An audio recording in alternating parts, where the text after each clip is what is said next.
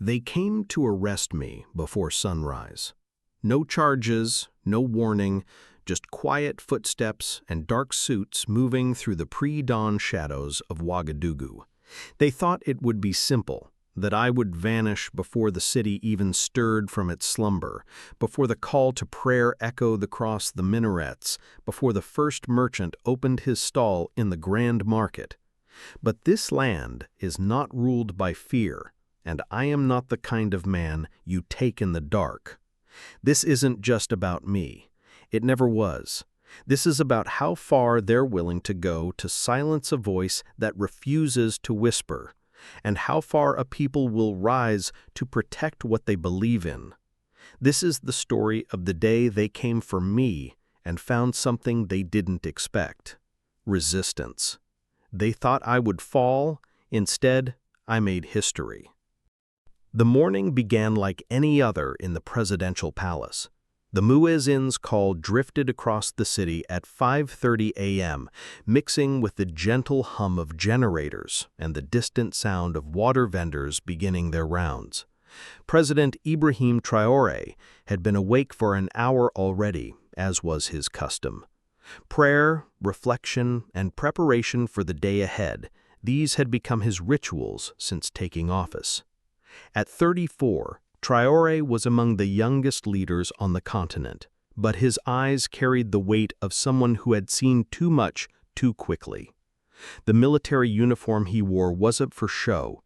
It was earned through years in the trenches of the Sahel, fighting against jihadist insurgents while watching foreign powers play chess with African lives as pawns. His aide-de-camp, Colonel Amadou Zerbo, knocked softly on the office door. "Mr. President, the diplomatic delegation has arrived early. They're requesting to move the meeting up by 2 hours." Traoré looked up from his morning briefing papers.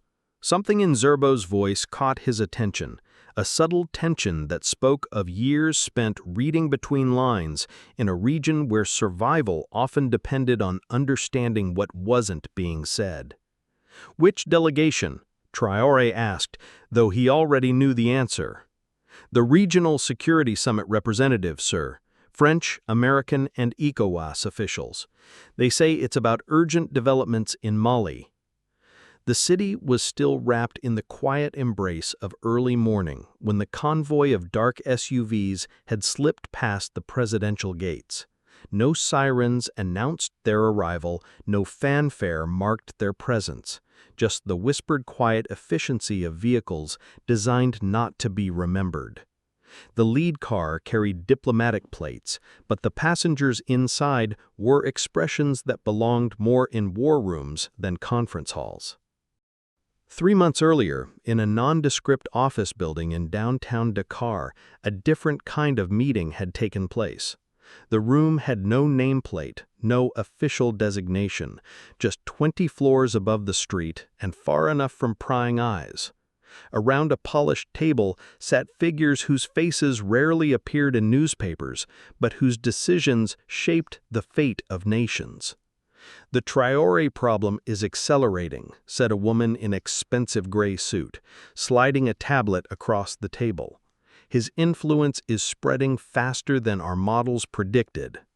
The screen displayed a map of West Africa, dotted with red markers that seemed to pulse like a heartbeat.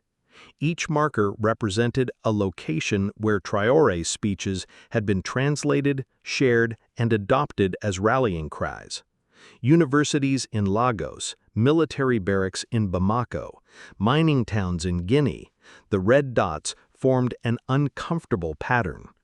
"He's not just a president anymore," continued a man with silver hair and a French accent tinged with decades of African postings. "He's becoming a symbol. Every time he speaks about sovereignty, about breaking free from exploitative partnerships, every time he mentions Sankara's name, we lose ground we've held for 60 years. The tablet showed clips from Traoré's recent speeches. In one, he stood before the National Assembly, his voice clear and unwavering. "We will not accept military bases on our soil that serve foreign interests while our people lack schools and hospitals. We will not sign mining contracts that take our gold and leave us with holes in the ground. The time of asking permission to govern our own country is over." The applause that followed seemed to shake the very foundations of post-colonial Africa. "His economic policies are already causing ripple effects," added a third voice, this one carrying the crisp tones of an Ivy League education. "3 countries have begun reviewing their mining contracts. 2 have asked questions about military cooperation agreements. If this spreads to Nigeria or Kenya—" The sentence hung in the air, unfinished but understood. Nigeria alone controlled enough oil to shift global markets. Kenya's strategic position in East Africa made it a linchpin for trade routes. The implications of a truly independent Africa, an Africa that negotiated as equals rather than supplicants, were too vast to contemplate. "Operation Silence," the woman in gray finally said, "moves to active phase. Clean, quiet, untraceable. Make it look like internal political instability. The region needs to see that this path leads nowhere good." Back in Ouagadougou, Traoré was finishing his morning prayers when Colonel Zerbo approached with news that would change everything. The prayer mat beneath his knees was a simple thing, woven by his grandmother in the village where he was born. It reminded him daily that power was temporary, but principles were eternal. "Sir," Zerbo said quietly, "we've received intelligence that concerns me. The delegation arriving today, 3 of the names on the list don't match any official diplomatic roster." Traoré rose slowly, folding the prayer mat with careful precision. "Tell me more." "Captain Nana's contacts in Dakar intercepted communications. There's talk of an extraction scenario related to today's meetings. No details, but the source is reliable. Captain Fatou Nana ran the palace's cyber intelligence unit, a small but sophisticated operation that Traoré had established to monitor threats in an increasingly connected world. She was 28 years old, a former computer science student at the University of Ouagadougou who had joined the military after watching foreign corporations use digital infrastructure to strip mine African data along with African resources. "How reliable?" Traoré asked. "Reliable enough that she's been tracking movement patterns for the past week. 3 safe houses activated in the diplomatic quarter, private jet traffic increased, and, sir," she hesitated, "the French military attaché left the country yesterday, unexpectedly." Traoré walked to the window that overlooked the palace gardens. Below, groundskeepers were tending to the flowers that his wife had planted, bright African marigolds that bloomed despite the dry season. Life, he thought, finding a way to flourish even in harsh conditions. "They think we don't see them coming," he said finally. "They think we're still the Africa of their grandfathers, passive, disorganized, waiting for salvation from outside." He turned back to Zerbo. "Activate the Sankara Protocol."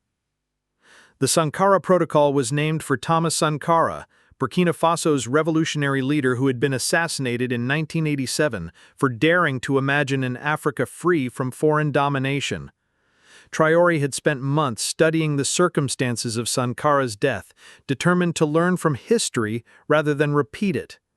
The protocol involved a network of loyalists, escape routes, and communication channels that operated independently of official government structures. It included veterans from the Sahel conflicts who had grown weary of fighting wars that served foreign interests, young tech specialists who understood that information was the new battlefield, and ordinary citizens who were tired of watching their country's wealth flow overseas while their children lacked textbooks. As the diplomatic convoy made its way through the quiet streets of Ouagadougou, other vehicles were already in motion. Captain Nana's cyber unit had spent the night sending encrypted messages to a network that stretched across West Africa. The recipients weren't government officials or military commanders.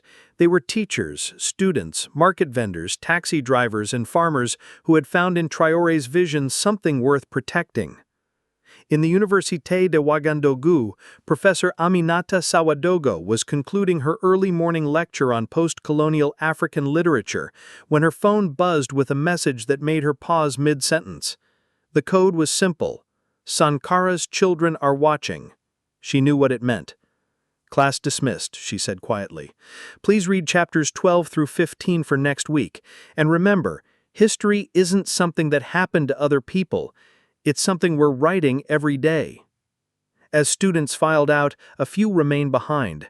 The ones who had attended Traoré's youth forums, who had volunteered for his literacy campaigns, who understood that their education was connected to their country's independence.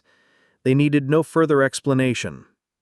Across town in the central market that formed the economic heart of Ouagadougou, merchant leader Barema Ouedraogo was opening his stall when the message reached him. He sold traditional textiles, but his real business was information.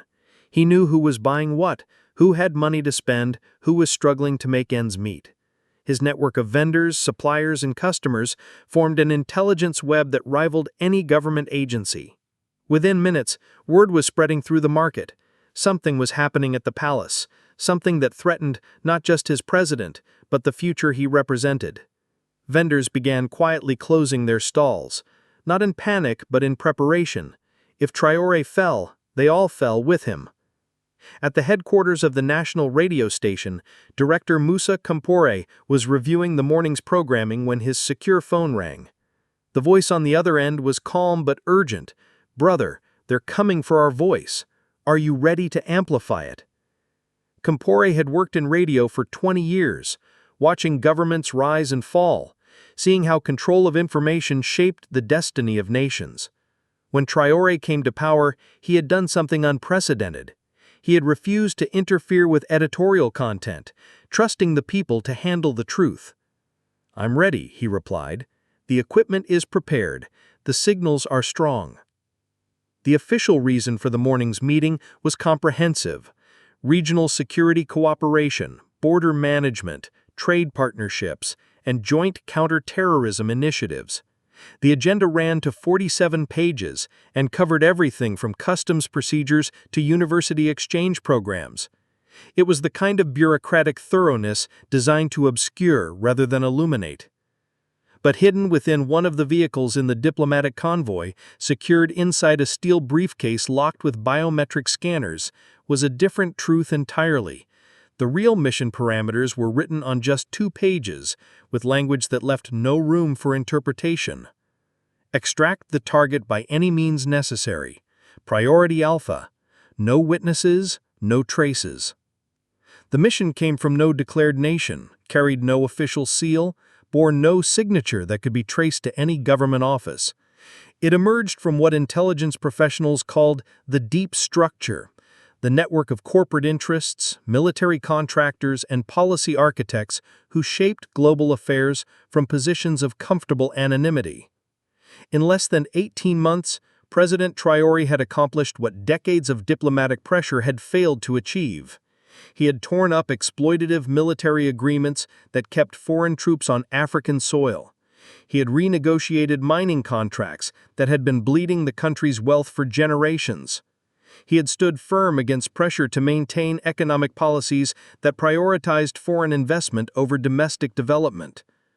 But more dangerous than his policies were his words. Traoré spoke in the plain language of someone who had grown up in poverty and remembered what it felt like to watch foreign aid trucks distribute food that his country could have produced if its farmers had access to land, credit, and fair markets. His speeches were short, fiery, and unapologetically African. From university classrooms in Nigeria to military barracks in Mali, from mining towns in Guinea to port cities in Senegal, his name had begun to circulate not just as another politician, but as the embodiment of a movement. Young people downloaded his speeches, translated them into local languages, and shared them in WhatsApp groups and on social media platforms that crossed national boundaries. That's when the whispers had started in the corridors of power far from Africa. He was too bold, too principled, too dangerous to the established order, and so Operation Silence was born, a solution elegant in its simplicity and devastating in its implications.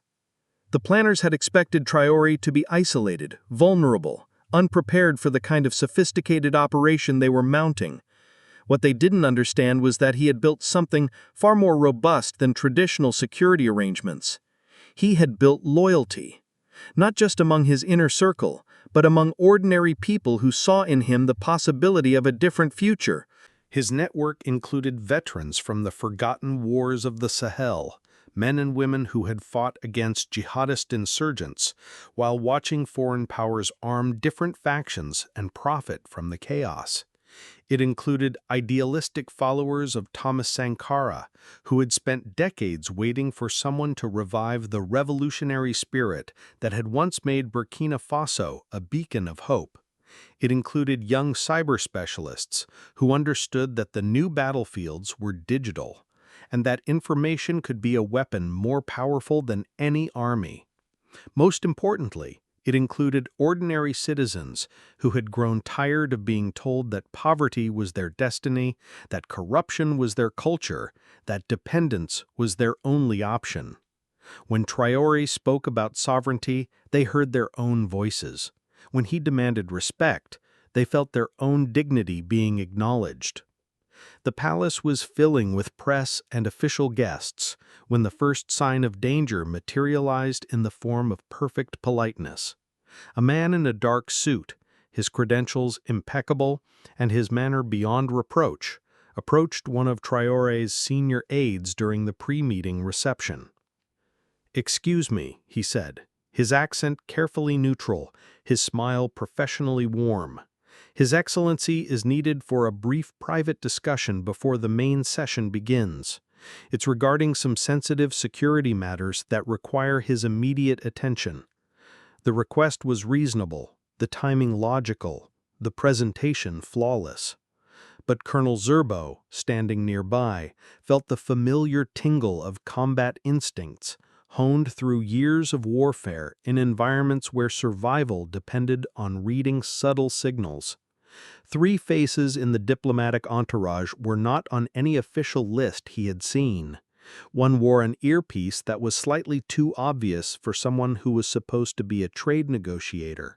Another's jacket hung in a way that suggested the weight of restraints or weapons.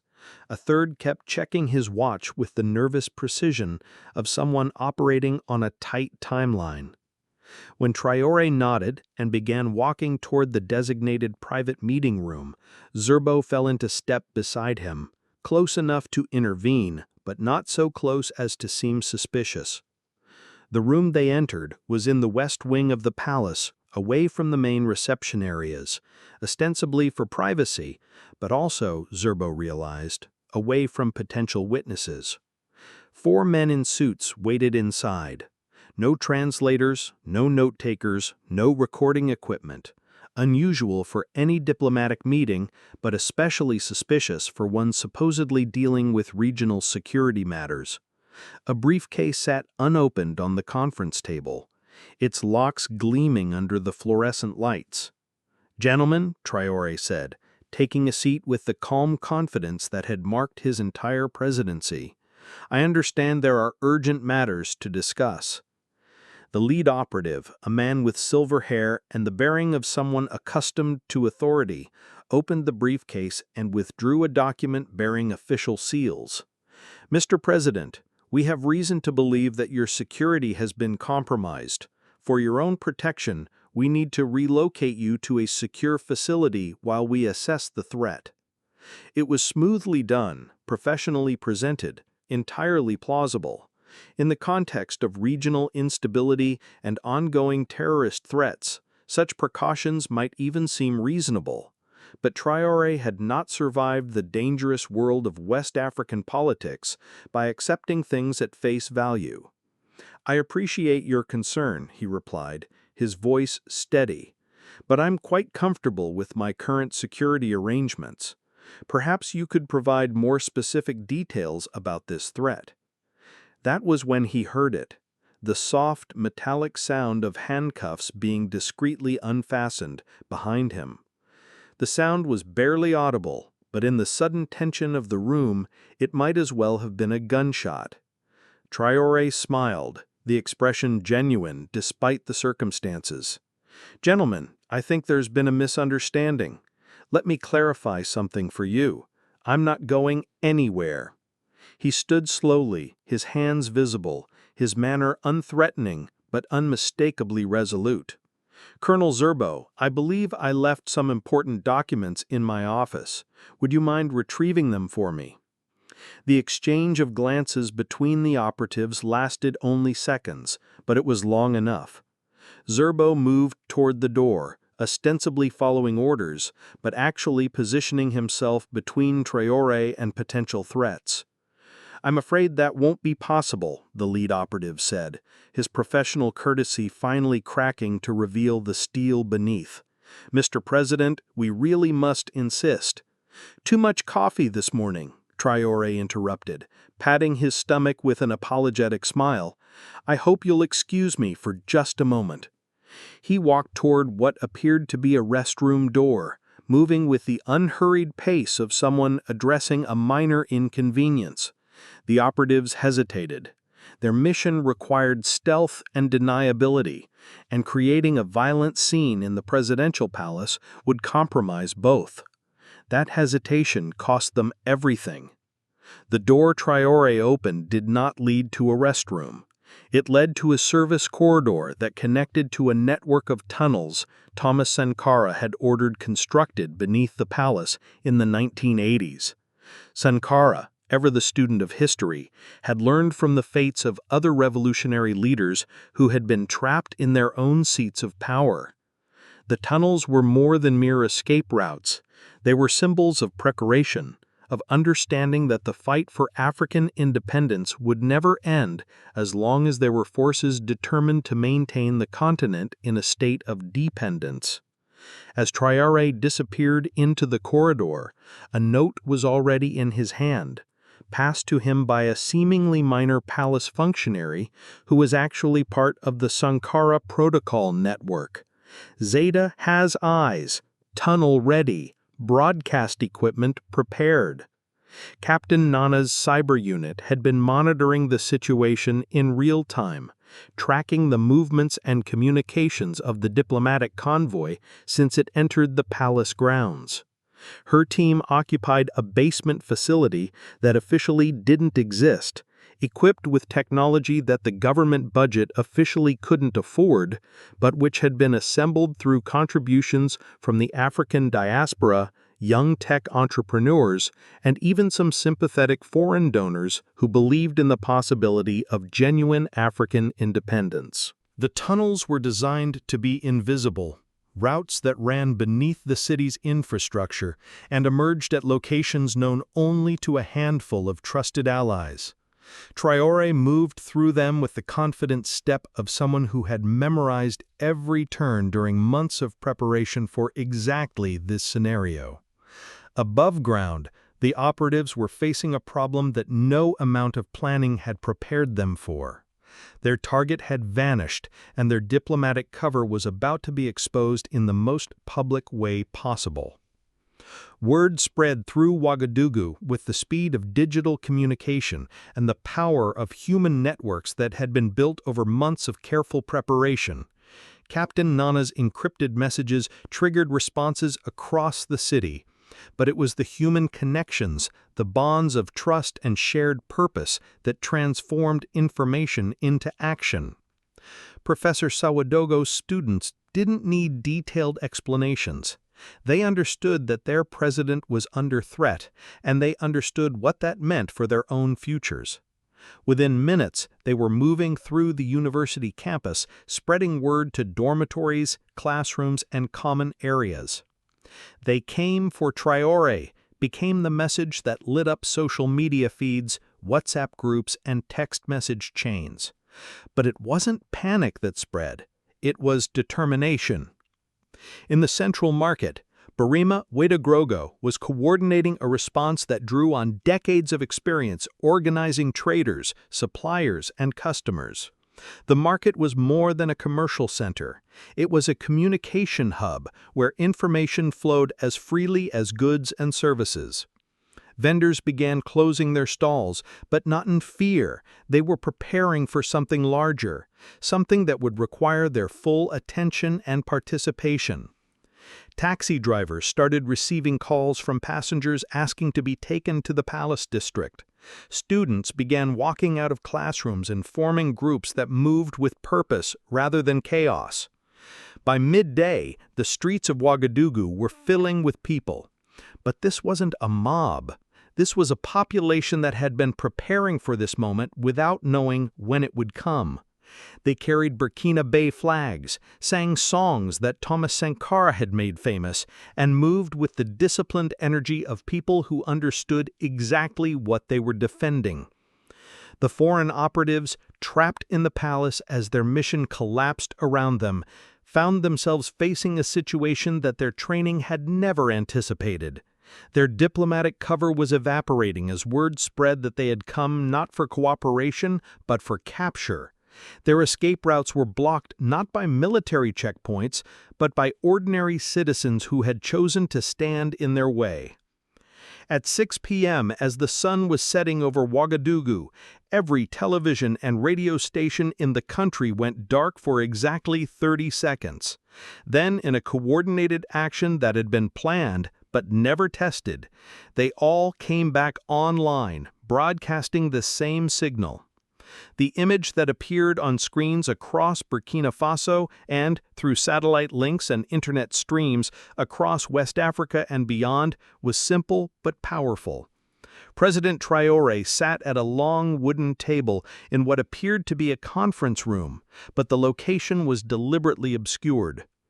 On one side of him sat military commanders from Mali and Guinea, allies who had flown in secretly during the previous week as intelligence reports suggested something was brewing. On the other side sat students, farmers, market vendors, and community elders, the people whose lives would be most affected by whatever happened next. Traoré's uniform was crisp, his bearing calm, his voice steady as he looked directly into the camera and began to speak. My fellow Africans, they came for me today, but not with dialogue or diplomacy. They came with handcuffs and extraction orders, believing that removing one voice would silence a movement that belongs to all of us. He held up a red folder, its embassy seal still visible on the front cover. This document, which we recovered from their briefcase, authorizes what they call extraction by any means necessary. It identifies me as a threat, not because I have armies or weapons, but because I speak of freedom. Not because I wage war, but because I refuse to accept that poverty is our destiny. A student beside him, a young woman whose thesis had focused on economic sovereignty, leaned forward to add, "We are not destabilizing Africa, we are rebuilding it. We are not rejecting cooperation, we are demanding that it be cooperation among equals." The broadcast continued for 47 minutes, long enough for the footage to be recorded, shared, and spread across digital platforms that crossed national boundaries.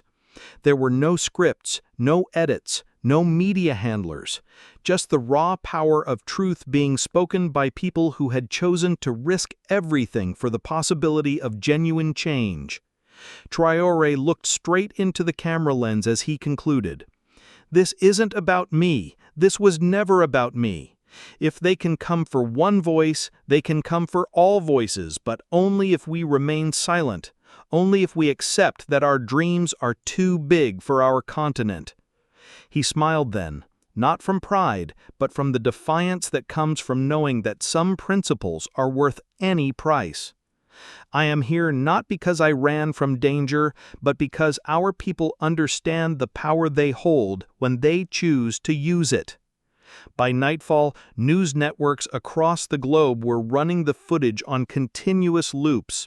The story had everything that international media loved: dramatic confrontation, geopolitical implications, and the human interest angle of a young leader standing against powerful forces. But in the corridors of power far from Africa, the reaction was very different. Diplomats scrambled to distance their governments from any connection to the failed operation. Government offices issued carefully worded denials that managed to be both technically accurate and completely misleading. The leaked documents that accompanied Traoré's broadcast, however, painted a picture of an operation authorized by interests that operated in the shadows of official government structures. The implications rippled outward like waves from a stone dropped in still water. In Nigeria, student organizations began organizing rallies in support of what they called the Ouagadougou Declaration. In Kenya, opposition leaders started questioning military cooperation agreements that had been accepted without public debate for decades. Most significantly, in the quiet offices where Operation Silence had been planned, analysts were confronting a reality that their models had failed to predict. Removing Traoré would not end the movement he represented. It would transform him into a martyr and his ideas into a cause that would be impossible to suppress. 3 days after the failed extraction attempt, Traoré hosted a dinner that was remarkable for its informality and profound for its implications. The guests included military leaders from Mali, Chad, and Guinea, but also student organizations, market association leaders, and farmer cooperative organizers. There was no official protocol, no diplomatic ceremony, no media coverage, just a shared meal and a conversation about the future of a continent that had been told for too long that its destiny was determined elsewhere. The maps they studied showed resource flows, how African gold was mined by African hands, shipped to European refineries, and sold back to Africa as finished jewelry at prices that made prosperity impossible. How African oil filled the strategic reserves of distant nations, while African families cooked over wood fires. How African uranium powered European cities, while African villages remained dark. But they also studied networks of connection, universities that could share knowledge, markets that could trade fairly, technologies that could leapfrog the infrastructure gaps that had kept the continent divided. They talked about a different kind of integration, one based on mutual benefit rather than colonial convenience. What happened in Ouagadougou, said General Assimi Goïta from Mali, was not a failed operation. It was a signal, a reminder that Africa is watching, that power doesn't always have to roar, sometimes it simply refuses to bow. The dinner lasted until well past midnight, but the conversations it began would continue for months, spreading through networks of communication that connected military officers who were tired of fighting foreign wars, students who were determined to shape their own futures, and ordinary citizens who had glimpsed the possibility of genuine independence. In the weeks that followed, Traoré's government began implementing changes that went beyond symbolic gestures. The military cooperation agreements that had been torn up were replaced with new arrangements focused on training African forces to address African challenges using African solutions. The mining contracts that had been renegotiated included requirements for local processing, technology transfer, and community development funds that were administered by elected local committees rather than appointed bureaucrats. Perhaps most importantly, the educational initiatives that had been launched included not just literacy and technical training, but also courses in economic sovereignty, political organization, and civic engagement that prepared citizens to participate actively in shaping their country's future. Captain Nana's cyber unit evolved into a continental network that monitored threats to African independence, shared information about predatory economic practices, and connected young technologists across the continent who were working to ensure that the digital revolution served African interests. Professor Sawadogo's university courses began attracting students from across West Africa who wanted to study what they called practical sovereignty, the concrete steps that nations and communities could take to build genuine independence, rather than merely formal independence. The market associations that had mobilized during the crisis became models for economic organization that prioritized local development, fair trade practices, and financial systems that kept wealth circulating within African communities rather than flowing out to distant capitals. 6 months after the failed extraction attempt, Traoré addressed the African Union Summit in Addis Ababa. His speech was brief, but its impact was measured not in applause but in the concrete commitments that followed. 7 nations announced reviews of their military cooperation agreements. 12 countries committed to new requirements for local processing of mineral exports. 23 African universities established exchange programs focused on sustainable development, technological innovation, and economic sovereignty. But perhaps the most significant change was harder to quantify. Across the continent, in classrooms and market stalls, in military barracks and government offices, in rural villages and urban centers, people were talking about Africa differently. They were talking about a continent that could feed itself, power itself, educate itself, and defend itself. They were talking about trade relationships based on mutual benefit rather than historical exploitation. They were talking about a future where African children could pursue their dreams without having to leave Africa behind. The networks that had been activated during the crisis became permanent fixtures, connecting people across national boundaries in ways that made artificial colonial borders increasingly irrelevant. Young people began thinking of themselves as Africans first, citizens of particular countries second, a shift that worried the architects of division, but inspired those who dreamed of unity. The ripple effects of what became known as the Ouagadougou incident spread across Africa like wildfire in dry grass. Within days of Traoré's dramatic broadcast, protests erupted in 17 African capitals, each carrying signs that read, "We are all Burkina Faso," in dozens of local languages. In Lagos, Nigeria's economic powerhouse, university students occupied the offices of 3 major oil companies, demanding to see contracts that had been negotiated in secret decades earlier. 22-year-old engineering student Amina Abdouli became the face of the movement when she stood before television cameras and declared, "If Traoré can question French mining deals in Burkina Faso, we can question Shell's oil agreements in Nigeria." The Nigerian government's response was swift and predictable: riot police, tear gas, mass arrests. But something unprecedented happened. The students didn't retreat. Instead, market traders joined them.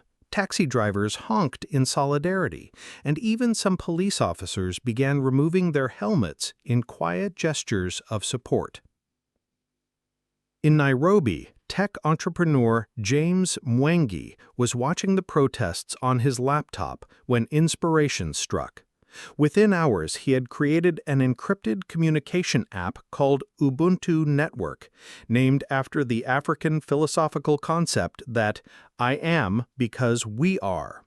The app allowed activists across the continent to coordinate actions, share resources, and support each other's movements while avoiding government surveillance. The first major test of the Ubuntu network came when authorities in 3 countries tried to shut down internet access during protests. But Mwangi had anticipated this, building the app to work through satellite connections, mesh networks, and even amateur radio frequencies. Within minutes, alternative communication channels were operational, and the protests continued. Dr. Kwame Asante had spent 15 years working for the World Bank, believing he was helping to develop Africa through carefully structured loan programs and economic adjustment policies. But watching Traoré's broadcast from his office in Washington, D.C., something fundamental shifted in his worldview. The leaked documents from the failed extraction attempt included financial analyses that made clear why Traoré was considered such a threat. Burkina Faso's renegotiated mining contracts were generating 400% more revenue for the national treasury than the previous agreements. The country's new agricultural policies had increased food production by 60% while reducing dependence on imported grain. Most dangerously, from the perspective of global financial institutions, other countries were taking notice. Ghana had begun questioning why its gold was refined in Switzerland rather than Accra. Zambia was asking why its copper was processed in Belgium rather than Lusaka. The Democratic Republic of Congo was demanding to know why its cobalt, essential for electric car batteries, was shipped raw to China instead of being manufactured into finished products by Congolese workers. Dr. Asante submitted his resignation letter on a Tuesday morning and boarded a plane to Accra that same evening. He arrived carrying 2 suitcases, a laptop, and detailed knowledge of exactly how international financial systems had been designed to maintain African dependence. His first meeting was with Professor Ama Aidu, Ghana's leading economist and a longtime advocate for economic sovereignty. Together, they began drafting what would become known as the Accra Protocols, a comprehensive framework for African economic independence that addressed everything from currency policy to technology transfer requirements. The mathematics of exploitation are actually quite simple, Dr. Asante explained to a gathering of West African finance ministers. Raw materials leave Africa at commodity prices and return as finished goods at manufactured prices. The value added through processing, refining, and manufacturing, that's where wealth is created. And for 60 years, we've been systematically excluded from that process. While international media focused on the dramatic confrontations and political maneuvering, some of the most important organizing was happening in spaces that rarely attracted cameras or headlines. In markets, schools, and community centers across Africa, women were building networks that would prove crucial to sustaining the movement. Fatimata Traore, no relation to the president, ran a cooperative of 200 women farmers in northern Mali. She had been struggling for years to get fair prices for their millet and sorghum crops, watching middlemen and export companies capture most of the value from their labor.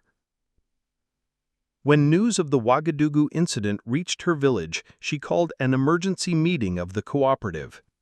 "Sisters," she told the assembled women, "if our president in Burkina Faso can stand up to the big powers, we can stand up to the grain traders who have been cheating us for decades." Within a week, her cooperative had connected with similar groups in Senegal, Niger, and Burkina Faso.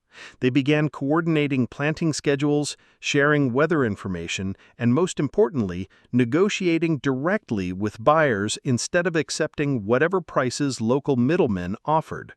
The impact was immediate and tangible. Average incomes for cooperative members increased by 35% in the first harvest season. More importantly, they discovered that they could influence food prices across the region by coordinating their selling decisions. Similar networks were forming in other sectors. Women textile producers in Côte d'Ivoire connected with cotton farmers in Benin and fashion designers in Ghana to create a fully African supply chain that kept more value within the continent.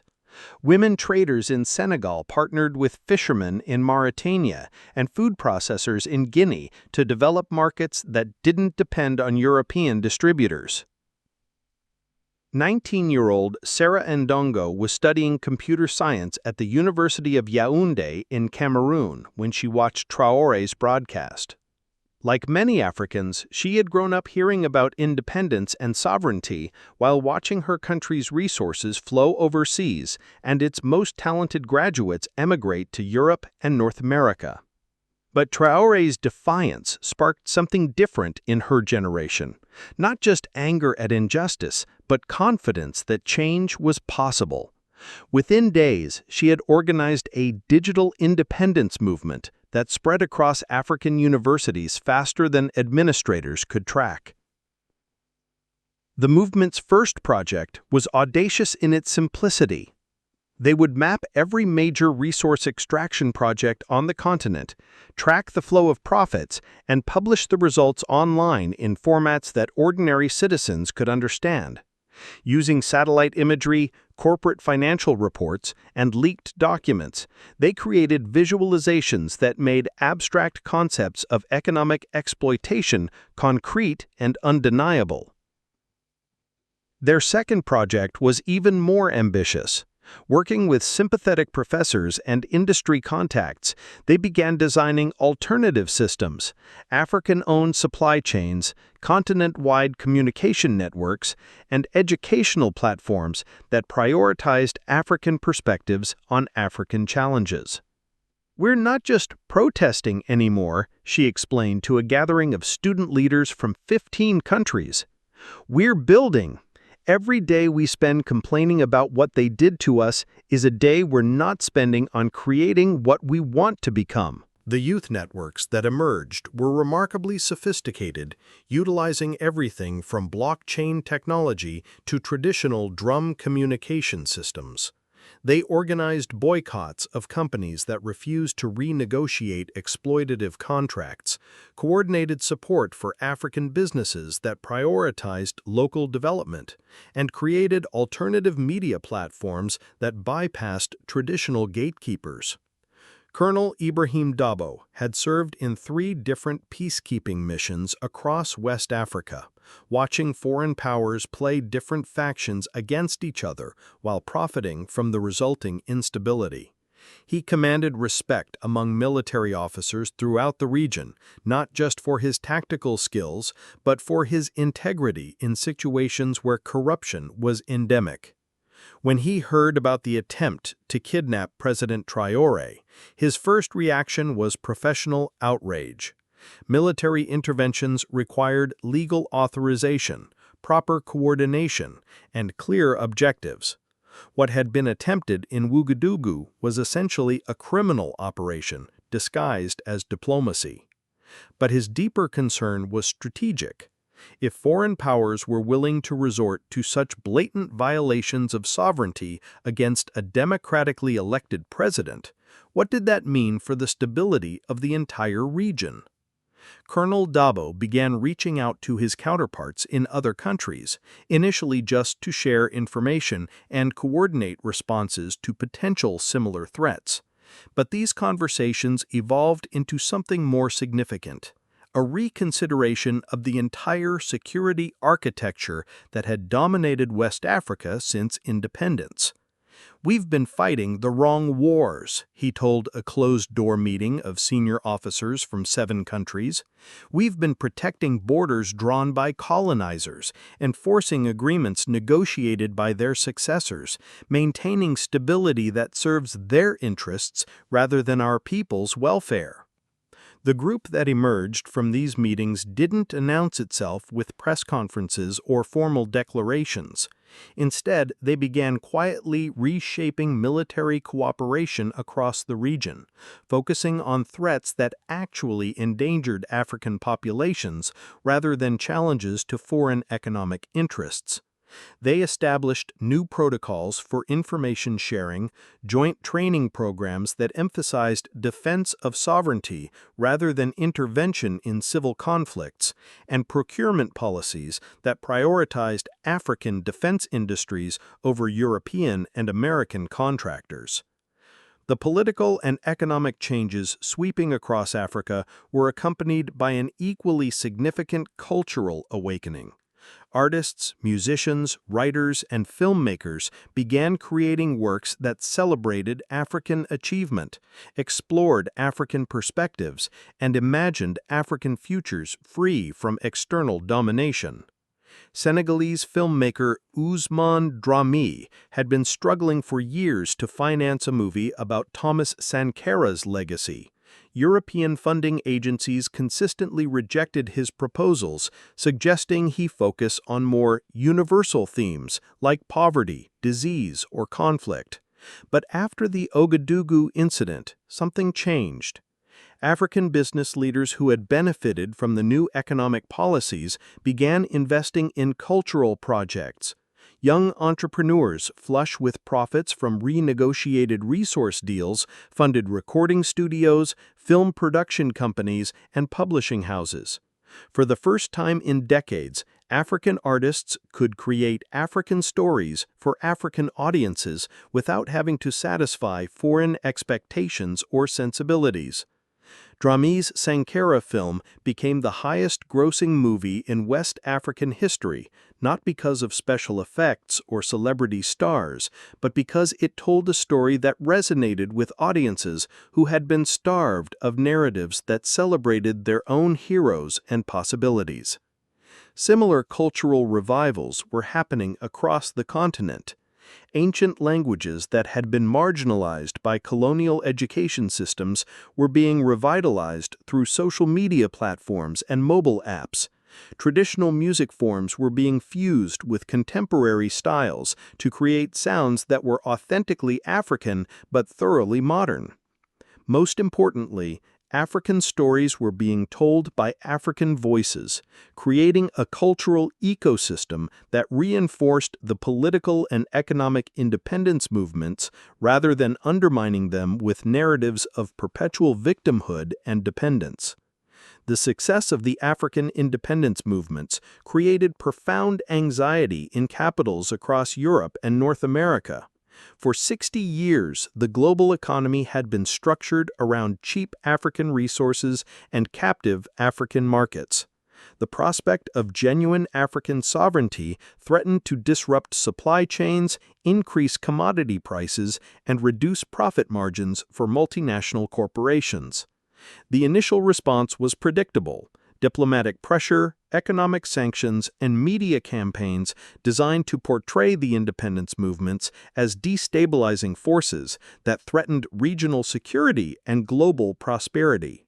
But the movements had learned from history. Unlike previous independence leaders who had been isolated and vulnerable to external pressure, the new generation of African leaders operated within networks that were continental in scope and deeply rooted in popular support. When sanctions were imposed on Burkina Faso, neighboring countries increased trade to compensate. When media campaigns portrayed Traoré as a dangerous radical, African social media networks flooded the internet with contrary narratives, supported by documented evidence of positive changes in living standards, educational opportunities, and economic growth. More significantly, the African diaspora began mobilizing in ways that surprised both African governments and their international partners. African communities in London, Paris, New York, and Toronto organized boycotts, protests, and investment campaigns that demonstrated the global reach of the independence movements. 2 years after the failed attempt to kidnap President Traoré, the continent had been transformed in ways that few observers thought possible. The changes were measurable in statistics: increased GDP growth, improved educational outcomes, reduced poverty rates, but they were most visible in the confidence and optimism of ordinary African citizens. Children who had grown up believing that success required emigration were now planning careers that would contribute to African development.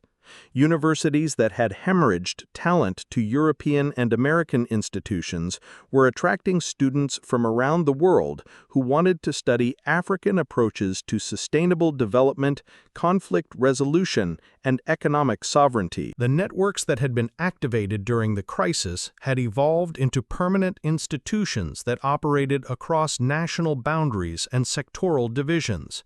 The Ubuntu network that had started as a protest coordination tool had become a comprehensive platform for African businesses, educators, artists, and activists to collaborate on continental development projects. Most importantly, Africans were talking about themselves differently. The narrative of perpetual crisis, eternal poverty, and inevitable dependence had been replaced by stories of innovation, resilience, and possibility. 1 year after they came for Ibrahim Traoré, the landscape of African politics had changed in ways that no one could have predicted. The failed extraction attempt had become a symbol of resistance that inspired movements far beyond Burkina Faso's borders. In his private office, late at night after the last meeting had ended and the last document had been signed, Traoré would sometimes unfold the prayer mat his grandmother had woven and reflect on the journey that had brought him to this moment. He thought about Thomas Sankara, who had dreamed of an Africa free from foreign domination, but had been silenced before his vision could be fully realized. He thought about the young people who were growing up in an Africa where independence was becoming more than just a word in textbooks. Most of all, he thought about the networks of resistance that had been built not by governments or armies, but by ordinary people who had decided that their children deserved better than the choices their parents had been given. The revolution that had begun in the tunnels beneath the palace in Ouagadougou was spreading across a continent carried not by violence or conquest, but by the simple power of example. Africa was remembering what it meant to stand up, to speak for itself, to determine its own destiny. And in offices far from Africa, in the quiet spaces where global power was managed and distributed, planners were learning a lesson that would reshape their understanding of a continent they had thought they controlled. When people decide they will no longer accept excuses for their poverty, explanations for their dependence, or justifications for their silence, no force on earth can keep them down. The day they came for Traoré had ended with their enemies trapped and exposed, their plans in ruins, their assumptions shattered. But more importantly, it had ended with ordinary Africans understanding that they possessed a power their oppressors had spent centuries trying to make them forget. The power to say no, the power to choose their own leaders, the power to build their own future. That power, once awakened, would never sleep again. The revolution was not just continuing, it was accelerating, deepening, and spreading to every corner of a continent that was finally ready to claim its place in the world not as a supplicant, but as an equal. Dr. Amara Kone had spent 12 years teaching at the Sorbonne in Paris, watching brilliant African students absorb European interpretations of African history, African economics, and African potential. The irony was not lost on her. The continent's brightest minds were being trained to see their homeland through the eyes of its former colonizers. But after witnessing the transformation sparked by Traoré's defiance, she made a decision that surprised her colleagues and delighted her students. She resigned her prestigious position and returned to Abidjan to establish the Pan-African Institute for Indigenous Knowledge, a university that would teach African subjects from African perspectives. The Institute's first project was revolutionary in its scope and ambition, a comprehensive rewriting of African history textbooks based on African sources, archaeological evidence, and oral traditions that had been dismissed by European scholars for centuries. Teams of researchers worked in libraries from Timbuktu to Great Zimbabwe, in oral history projects from the Sahel to the Kalahari, uncovering stories of African civilizations that had been systematically erased from global consciousness. For too long, our children have learned about the greatness of Rome and Greece while being taught that Africa had no history before European contact, Dr. Cohn explained to a gathering of education ministers from across the continent.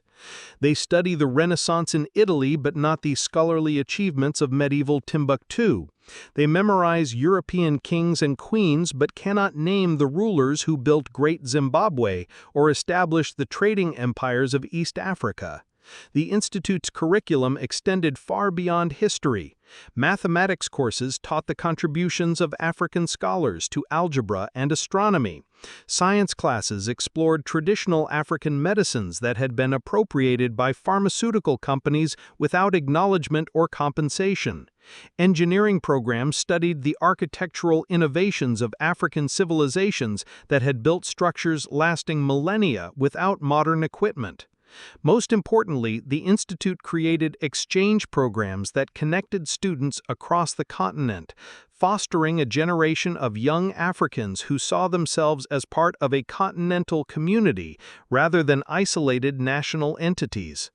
Within 2 years, the Pan-African Institute had established satellite campuses in 15 countries, with waiting lists that included students from Europe and North America eager to study authentic African perspectives on global challenges.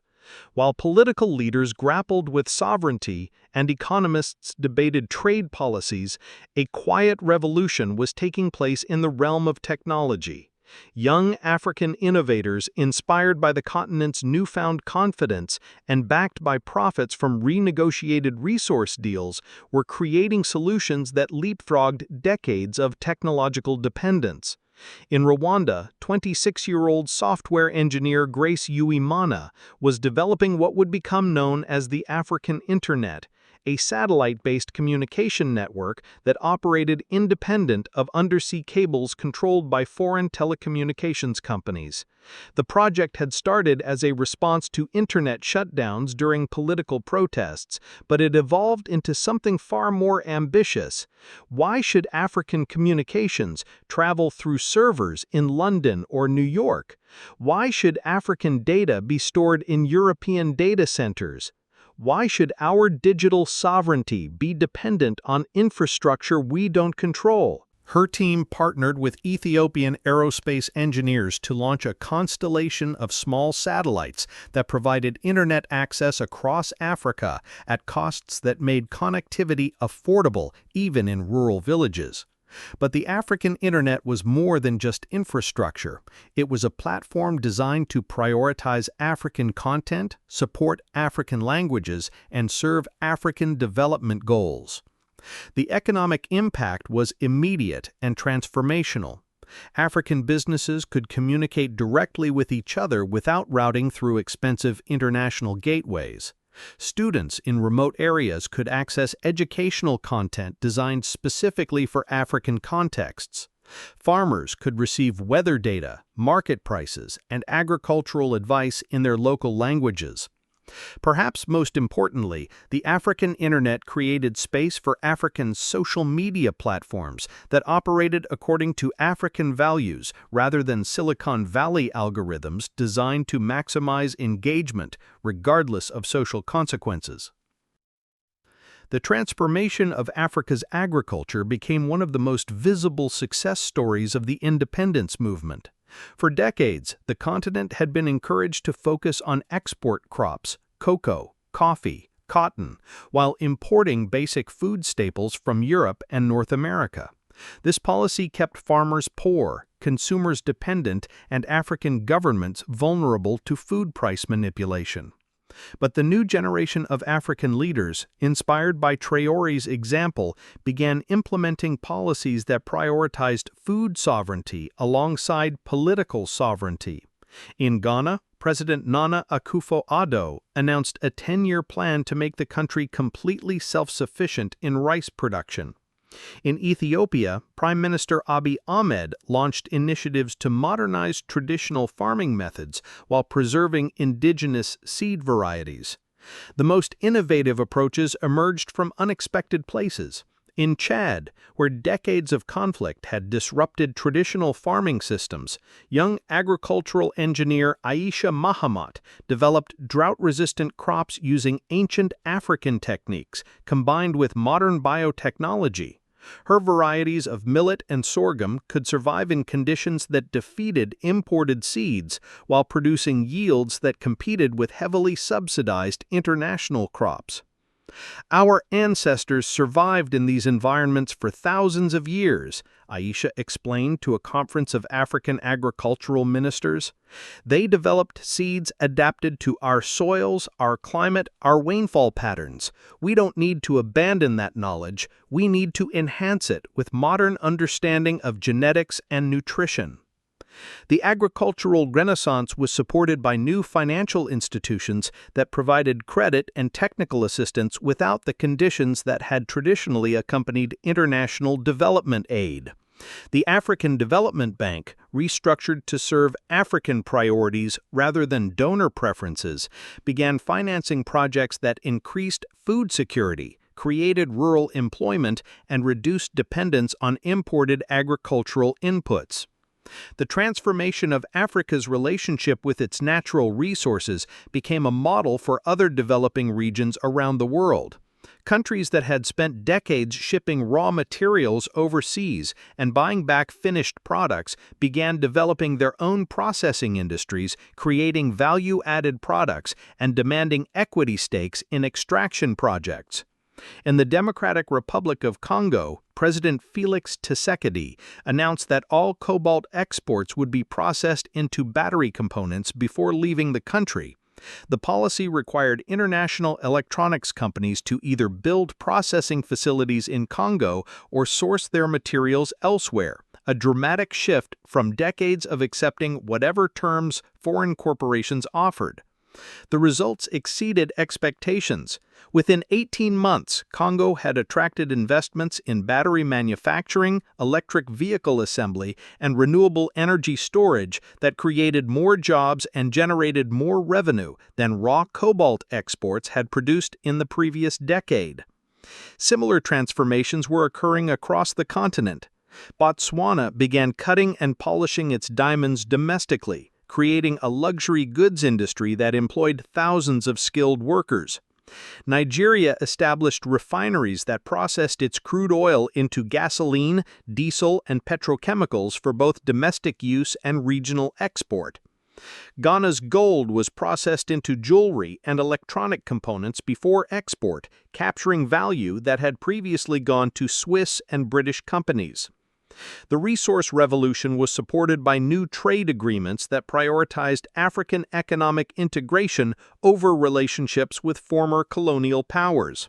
The African Continental Free Trade Area, previously hampered by political obstacles and bureaucratic delays, became a dynamic platform for intra-African commerce that reduced dependence on European and American markets.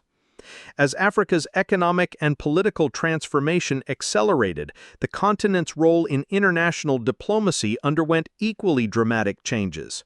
African leaders who had traditionally been marginalized in global forums began asserting positions that reflected African interests rather than the preferences of international donors.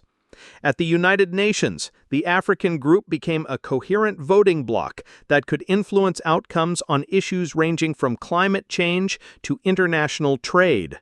When Security Council reform proposals emerged, African nations presented a unified position demanding permanent representation that reflected the continent's population, resources, and growing global influence. The transformation was perhaps most visible in climate negotiations, where African leaders began demanding compensation for environmental damage caused by industrialized countries, rather than accepting responsibility for problems they had not created. Traore's speeches on climate justice became rallying points for developing countries worldwide. Africa produces less than 4% of global greenhouse gas emissions, but suffers disproportionately from climate change. We will not accept lectures about environmental responsibility from countries that built their wealth by polluting the atmosphere. We will not sacrifice our development to compensate for their historical emissions. The African position gained support from other developing regions, creating a coalition that shifted the dynamics of international environmental negotiations. Instead of accepting token aid for adaptation projects, African countries began demanding technology transfers, debt forgiveness, and reparations that reflected the true costs of climate change. The cultural awakening that had begun with film and music expanded into every aspect of African artistic expression. Fashion designers in Lagos created collections that celebrated African aesthetics while competing successfully in international markets. Writers in Dakar, Accra, and Nairobi published novels that topped bestseller lists from London to New York, telling African stories that resonated with global audiences. Perhaps most significantly, African languages began experiencing a renaissance that surprised linguists and educators worldwide. Swahili, already spoken by over 100 million people, began emerging as a continental lingua franca. Universities across East and Central Africa began offering courses in Swahili, while technology companies developed software that supported African languages previously marginalized by digital platforms. The language revival was more than cultural pride. It represented practical recognition that sustainable development required communication systems that reached ordinary citizens in their mother tongues. Health campaigns, educational initiatives, and economic programs that operated only in European languages had consistently failed to achieve their stated objectives. Dr. Wangari Maathai Institute for Peace and Environmental Studies, established in Nairobi as part of the Continental Educational Transformation, pioneered teaching methods that used African languages as vehicles for advanced scientific and technical education.